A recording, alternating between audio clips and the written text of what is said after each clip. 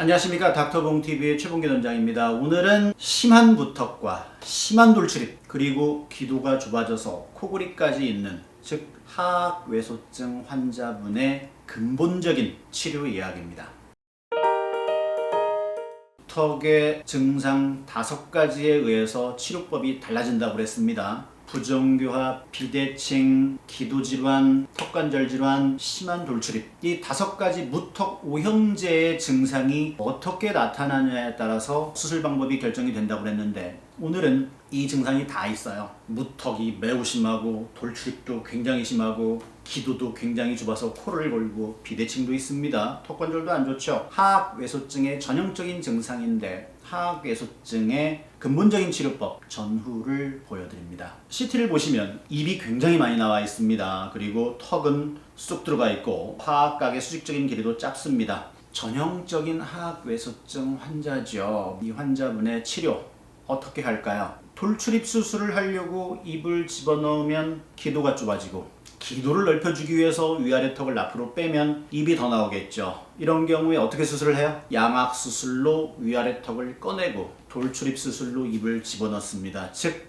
양악 수술과 돌출입 수술을 같이 하게 되죠. 이분은 무턱이 심해서 턱끝 수술까지 같이 시행을 했습니다. 수술 결과 보시면 빨강색 화살표는 양악 수술입니다. 즉 양악 수술로 위아래 턱을 앞으로 쭉 뺐죠. 그리고 쭉 빼면 입이 너무 나오니까 파랑색 화살표로 돌출입 수술을 통해서 입을 집어넣었습니다. 그래서 입은 들어가는데 기도는 넓어진 경우였죠. 또한 그래도 무턱이 남아있어서 제가 노란색 화살표 턱끝 전진술을 같이 시행을 하였습니다.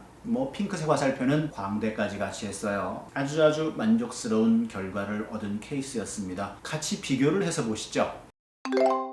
기도는 훨씬 넓어질 수 있도록 위아래 턱이 앞으로 많이 나왔고요. 다만 입이 추가적으로 나오는 걸 예방하기 위해서 돌출입 수술로 입을 넣어줬습니다. 돌출입 수술은 제가 개발한 돌출입 수술, 회전 돌출입 수술을 시행을 하였습니다. 이렇게 무턱이라도 무턱 증상 오형제가 어떻게 복합적으로 나타났냐에 따라서 단순한 턱끝 전진술이 될 수도 있고 양악이 될 수도 있고 오늘 환자분처럼 양악과 돌출입을 같이 할 수도 있고 이렇게 복잡한 수술이 될 수도 있습니다.